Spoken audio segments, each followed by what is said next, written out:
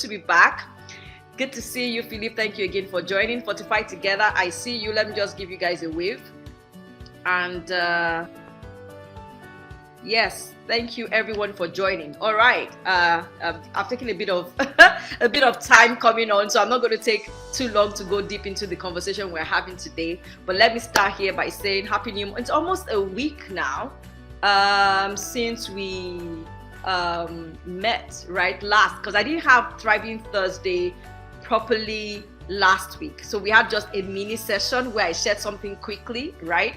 And then, you know, I excused myself from the regular session. But so today is the real one we're having as the first for the month. Okay, so I think it's a good time to say Happy New Month. It's a special month for me. It's a special month for us and our family. Myself and my husband, we share our birthdays in the month of April. We share April together, so it's a really special month for us. And yes, Cedar by the Polished Lens is also marking its anniversary on the 20th. So April is a very special month for us. So if you're a celebrant in April, it's your anniversary, it's your birthday, it will be good to know what date yours falls on as well. So, but it's good to be back. And for those who might be joining for the very first time today and be wondering, okay, I don't really know anything about you, aside from the fact that I'm going to be taking a tip or two from the conversation today, I think it's great for me to be able to introduce myself again for those who will be joining us for the first time.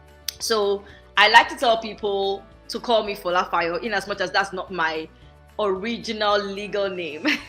I just think FolaFayo is simple and easy to remember, right? And I am the perception shaper.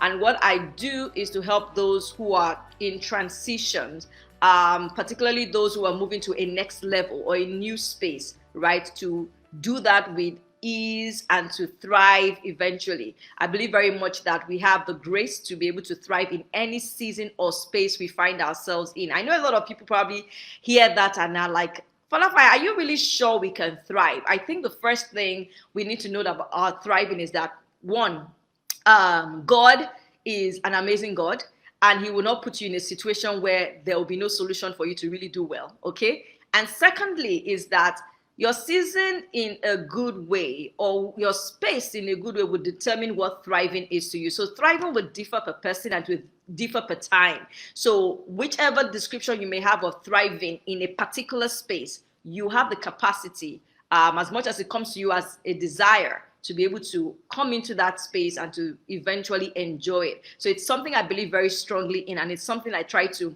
encourage people to work towards as well. So what will you be getting on Thriving Thursday if you join us on sessions like this that we have once a week? Well, we share tips and ideas that can help you to thrive in your space or in your season.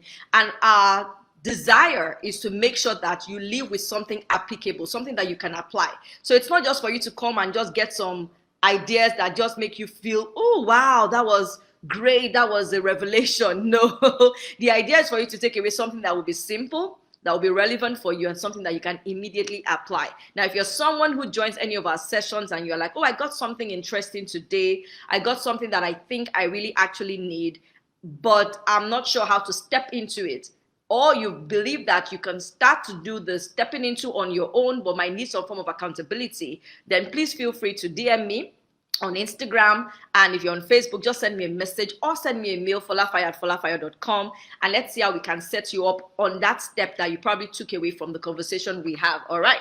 Okay, so let's go into the gist for today. All right, the title for today's session is Much Ado About Seasons. But let me first of all put a disclaimer out there. And the disclaimer is that I am more of a geography person than a literature person, because I know somebody would have seen that title and be like, oh, FolaFayo must have read a lot of Shakespeare books, you know, she must have, you know, dissected it and written summaries about it in school. Not quite the case. In fact, in my secondary school, you had to choose between geography and literature, and with ease, I chose geography because, I mean, I'm kind of worried about the kind of things I study, right?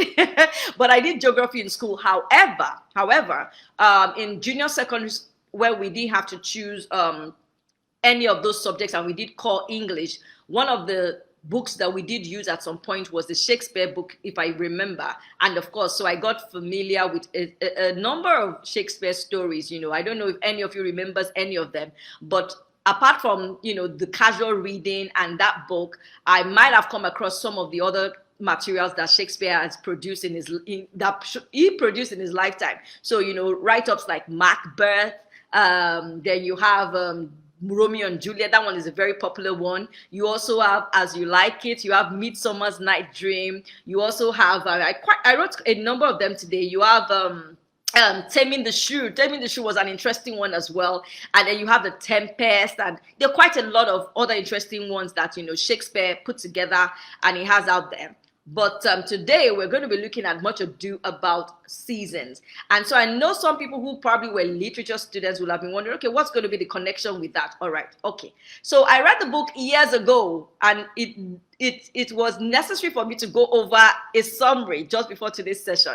But I can tell you that one thing that I picked up from, you know, looking at the summary on Much Ado About Nothing by Shakespeare, is that there was a lot of mix-up going on in the story. You know, there was a couple on one hand that liked themselves, and then another guy was trying to be funny to separate them. Then there was a couple that did not like themselves, that somebody was trying to set them up. So a lot of assumptions. There was a lot of no direction, no clarity, and a lot of mix-up going on there. And eventually, you know, they were able to settle it. And, you know, when I think about seasons, I think that's really what happens a lot of times in the season space, because if you look at it, I think season is something that has become a popular word in the personal development space, because I would say that for years before now, if you mention seasons, what will probably come to me would be things like, you know, the weather changes we have depending on what part of the world you're in. So of course, being born and, you know, raised in Africa, I'll be thinking about Harmattan and then the rainy season. And then, of course, being exposed to other parts of the world as I grew older, I became familiar with spring, summer, winter, you know, and all the other ones, right, that you might see in different locations. But as I started to do more work supporting people in this space, I realized that, you know, seasons, you know, could mean a lot of things. Seasons could mean a lot of things, and seasons are very, very critical with respect to the choices we make, especially when it comes to really doing well in life. And, you know, like I try to say when I give a simple definition of thriving, it's about saying that whatever space per time that you're in, whatever season per time you're in, you're saying to yourself that I can do really well despite everything that I'm going through. And that means that certain things could change, certain things could be happening to you per time. Now, I was part of a conference sometime in March, and when I was trying to define seasons, right, I was saying that one way to look at season is to say that it's a time or a period where a peculiar thing is happening in you, around you, or through you, okay? When a particular thing is happening in you, around you, or through you, that's when you can tell that a season is happening. But like I said earlier on, while trying to connect, you know, Shakespeare's book Much Ado About Nothing to the conversation on seasons today, the objective of what I'm hoping that we would, you know, meet today is saying, how do we clear out the assumptions or the myths or the mistaken conversations or identities we've had in our minds about seasons, such that every time we consider it or we factor it in our plans or our goals, we are maximizing it and we're making the best out of it. So today we're going to be looking at two things on seasons, and I'm hoping that is something that can help you. Remember what I said at the beginning, our goal is to make sure that you are able to get something that is simple, something that is relevant, and something that you can immediately apply. So today we're going to look into what makes season important. Why is it important for us to be aware of I mean, why should I be aware of seasons? They're like, FolaFayo, I mean, you all refer to seasons a lot. What is it about seasons? What makes seasons important? Okay, the first thing that I believe that we should remember when it comes to the importance of seasons is that when you are aware of a season that you're in, or you are aware of a change in a season that you come to, you are able to manage shock. You know what they call something culture shock. Culture shock happens when you have not become familiar with something and you come into a space and you're like, something is just happening to you. I think the first culture shock I've ever faced in my life that I remember vividly was when we moved from Lagos to Cairo. And I realized then that Arabic was not just a language for Muslim those in the Muslim religion space. It's also for people in a particular region of the world. It's their lingua franca. That was a culture shock for me, because somewhere along the line, while I was growing up, and I had, a bit of exposure to the possibility of Arabic as a subject, the only people who wanted to do Arabic were the Muslim ladies or the Muslim girls in school. Right? So for me, I used to think that you have to be Muslim to learn Arabic. But when we moved to Cairo and I realized that I also needed to learn a bit of Arabic to be able to function well in that community, it dawned on me that this is not a religion-based language. This is a region-based language. That was like a culture shock for me. So one of the things that being aware of seasons does to you is that it prevents you from coming to a place of shock, because you're aware that something is happening. Like I said, around you, in you, or through you, or you're aware that a change is coming up. So you are able to keep yourself away from the possibility of a shock, all right? So that's one thing that can happen when you're aware of seasons, okay? Now, the other thing about this awareness is that it also helps you to be conscious of the dynamics that could be changing, because you're aware that something has changed. You know that things could change with that thing. So I remember as well, same thing with this moving to Cairo, Egypt years back. And in my life, I probably would have heard about sandstorms when I did geography in school. But honestly, I'd never seen sandstorms before. And I did not know what the aftermath of a sandstorm would be. So there was a particular day where I think it probably was on the news that there will be a sandstorm. I didn't know what that was going to be about, but I was on the balcony and I saw the winds and I saw the sand. There was a lot of sand, a lot of dust. And when it was done, the frontage of our house, where, the doors were not really touching the ground, had a lot of sand and dust coming through it. Those are the dynamics that came with that change. So it may seem like I'm talking about climate here, but the truth is, even in a lot of changes that goes on with our lives, when seasons change, the dynamics will change. Some dynamics will change.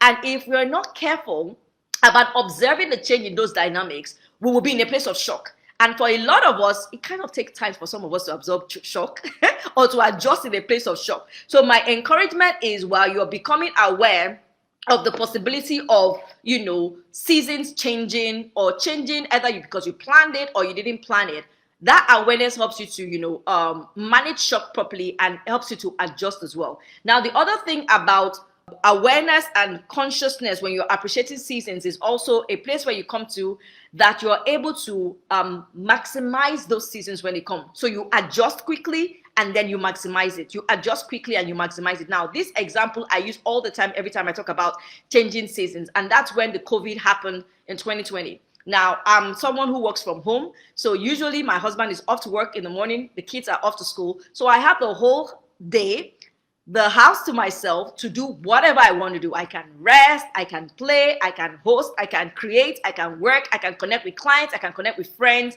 But when the COVID hit, everybody came into my space. Now, that was a change that I wasn't quite anticipating. But because I could easily tell that things had changed, the dynamics around my work, around my schedule, around my pattern of doing things had to change, because in that time I had to immediately adjust and then make sure that I maximize. Now, what happened with a lot of people who did not recover very well in the COVID season is that they did not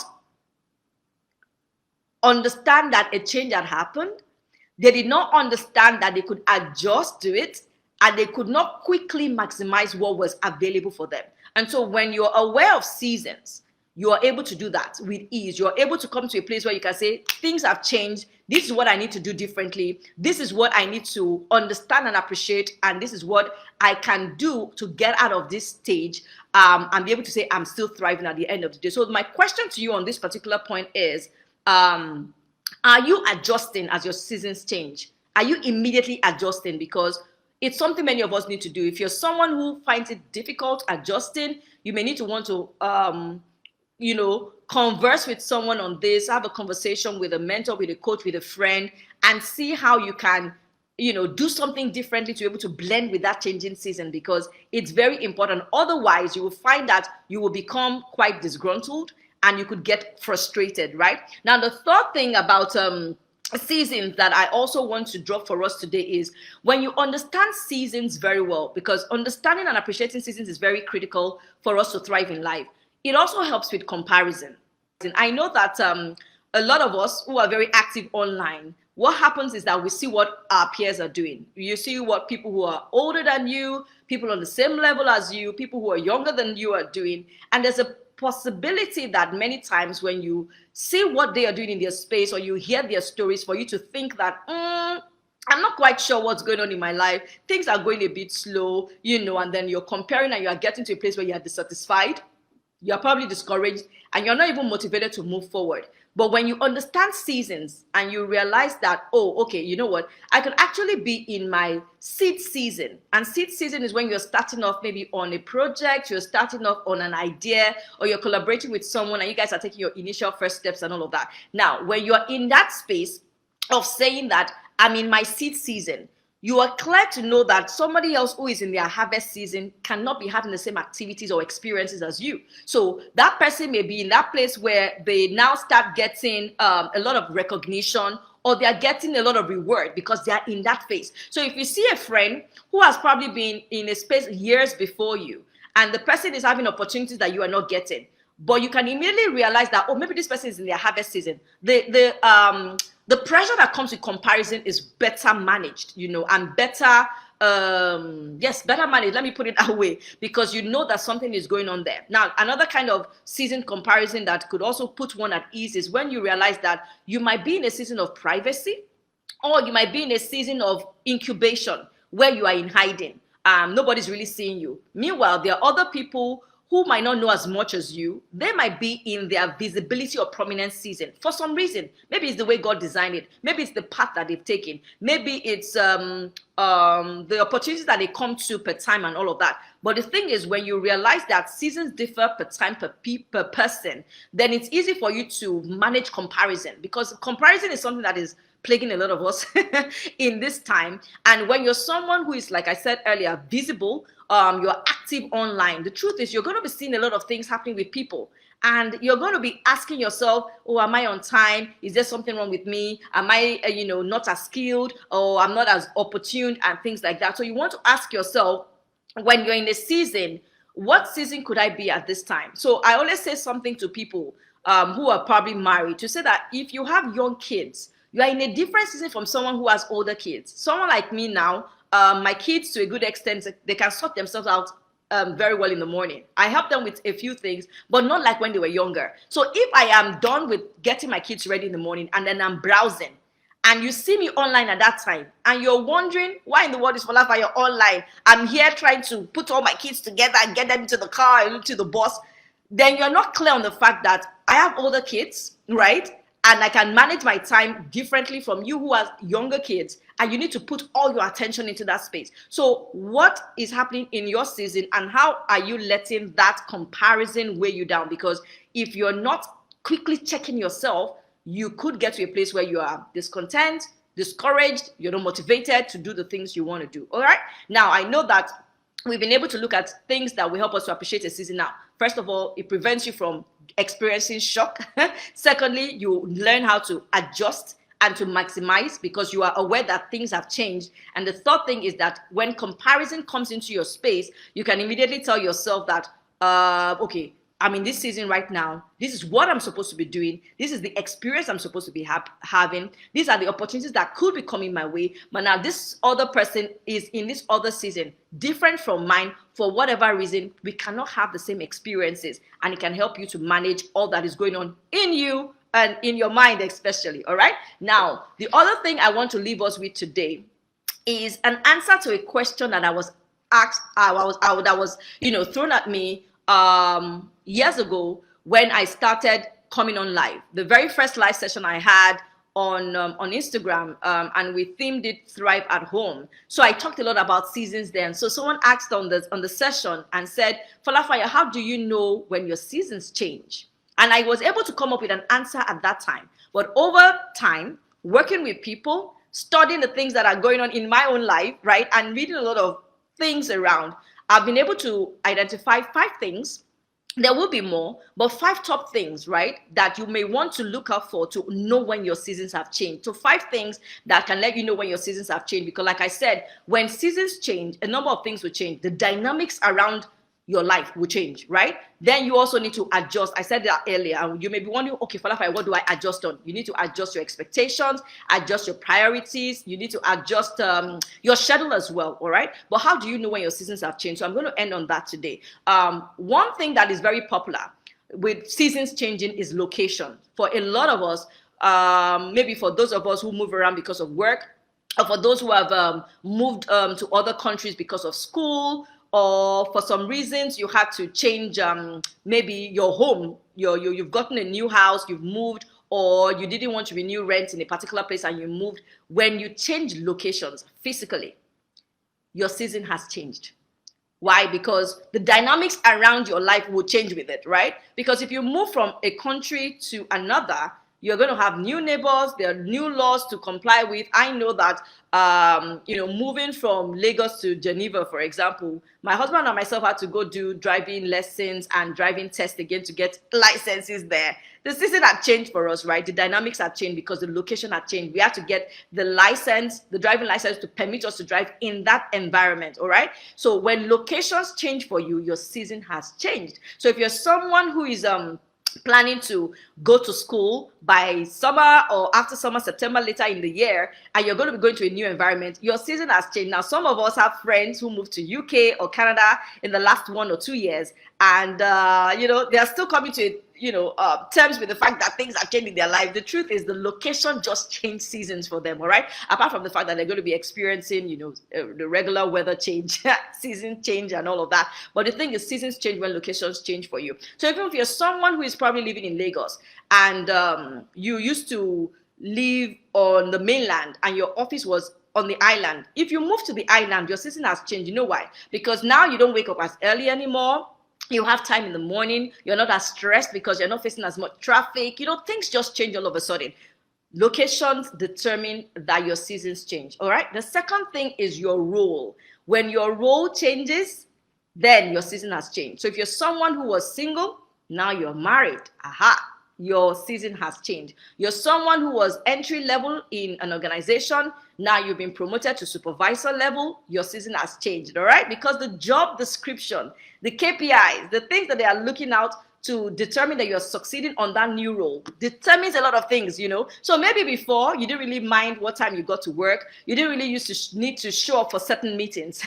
Now that your role has changed, it changes a lot of things for you. So some of us have our roles changing, maybe at work, or even in church. For people of faith, even in church, when your role changes and you think that, I can still get to church at regular time. No, you can't. So maybe you were not a worker before, and all of a sudden you've committed that you'll be serving in the units in church. Your season has changed. You cannot get to church just at any time anymore. You have to make sure you get up early to be in church, to be able to serve to the capacity that you desire to serve, right? And to thrive in that space. So when roles change, your season has changed. So is your role changing? Are you perceiving that your role will change in life, at work, or in business, or with friends? So maybe if you even have a group of friends and maybe you guys meet and someone actually does the documenting of the minutes of your conversation, of your meeting, and it didn't used to be your role before, all of a sudden everybody says, okay, you start documenting, your season has changed, because now the things you're going to be doing in addition to the regular parts of your life, they're different now, all right? So when your roles change, when your location changes,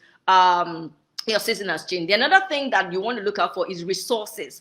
Are your resources changing? So if you're someone who all of a sudden hits a lottery, you hit the lottery, right? And you've made like $1 million. All of a sudden, your season has changed. You know why? Because now the things you're going to be looking out for to spend money on, it will be different. The dynamics around your spending, the dynamics around how you spend, the choices you make. So if you're someone who couldn't afford say a driver before, because you can afford that now, your season has changed. So now, instead of driving yourself to work, you can sit in the car while someone is driving you and you can do more creative things in the car. Your season has changed when your resources change. So are you earning more than before? Your season has changed. And also the reverse can also happen.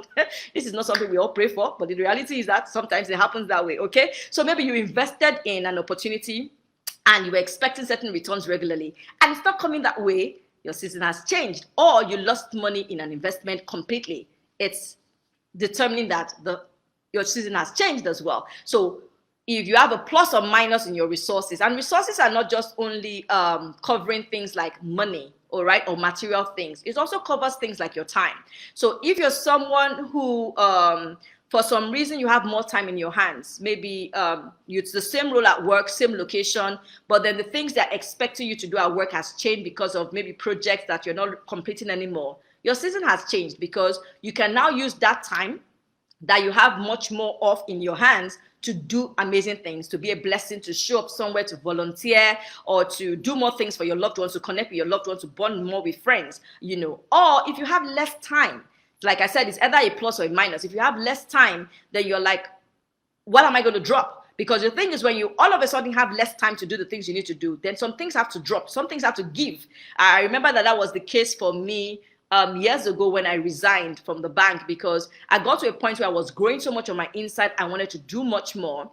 And then we were already doing split family, where, you know, I was more with the kids during the week. My husband used to join us for the weekends. And then I realized that if I wanted to do more, something had to give. I mean, am I going to delegate parenting to someone else, which I didn't want to do, right? Or am I going to not do something that made, you know, would have made me a bit more fulfilling in life? And I realized that what I could drop at that time was dropping my work at the bank, right? So when your time is becoming tight, you need to now say, okay, what needs to change for you? So resources that adjust, the changes in your resources determine that your seasons have changed, all right? Now, the other thing that could also determine a change in season will be people, the people around you. And the people one comes in two ways. So it could be the number or the specific people themselves. Okay, let me explain. So the number meaning that if it's a plus or a minus. So let's say for plus, there's a new baby in your family. Your season has changed. Or you discover that you're pregnant and you already have 3 kids, your season has changed, right? So that's a plus, right? A plus could also happen if you're someone who is single and then you're married. So that's an addition into your life. And it's not even just your spouse that you're married, that, well, yeah, your spouse that you're married to, but then, of course, you now have a bigger family. You now have parents-in-law, you have siblings-in-law, cousins-in-law, you have friends. Your network has widened as a result of the marriage, right? So your season has changed because of the number of people that you now know.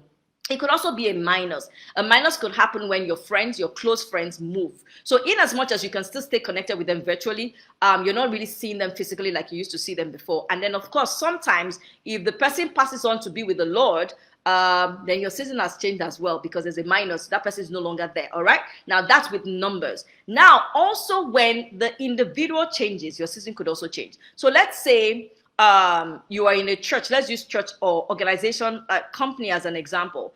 If your boss or your pastor changes, your season has changed, because let's use pastor as an example. So you have a pastor. If you're in a church system where they rotate pastors or they change pastors, right? And you know, you're used to Pastor A. Pastor A preaches in a particular way. All of a sudden, they move Pastor A to another branch or to another expression, and Pastor B is now your pastor. Your season has changed because you are now trying to adjust to the way this new pastor preaches. And so every time you go home, you're like, okay, what exactly did you get from this message? Or if you prefer the new pastor to your previous pastor, then you're like, oh my goodness, I'm getting this. This is changing in my life. When the individual in a role in your life changes, your season has changed. Same thing for bosses. If you have a new boss at work and the new boss is a bit more accommodating or friendly, your season has changed, because the possibility of you to rise a little faster at work is also going to be a determining factor, right? So that's one thing you also need to factor in, that when the people in certain roles have changed for you, your season has changed. This last point, as I round off tonight, applies a lot more to people of faith. But I realized while I was putting it together today that it could also happen in a creative space. So when the instruction you have from God, for people of faith, when the instruction you have from God changes, your season has changed. So God gave you an instruction before, go in this direction. You used to do things in that particular way and you were getting this particular result. All of a sudden, God tells you, okay, turn in this direction. Your season has changed. But many of us have gotten a change in direction and we've not adjusted. Remember I said earlier that when seasons change, you don't want to stay in a place of shock. You want to quickly adjust, right? You want to stay in a place where you can also maximize, right? So, but when you have a new instruction from God, have you made the adjustments you need to make?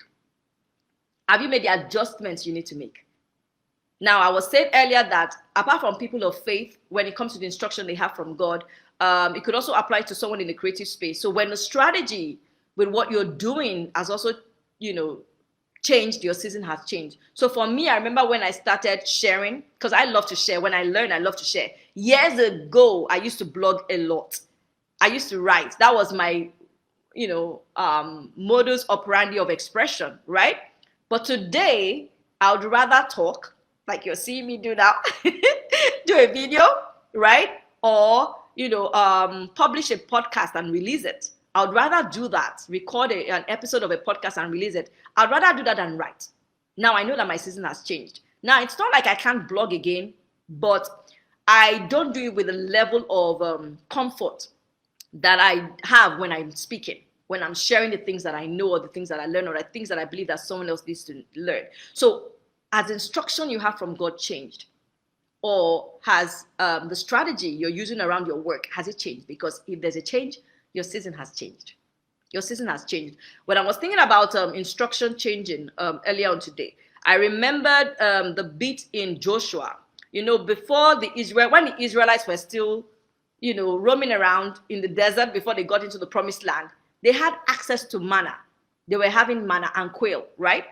But the Bible says that when they got into Canaan, into the promised land, and they started taking over the territory, right? The Bible says that the manna ceased as they started eating of the fruit of the land. The seed, the harvest, the crops of the land, they didn't have manna anymore there. The provision that will come with a season changing would also change.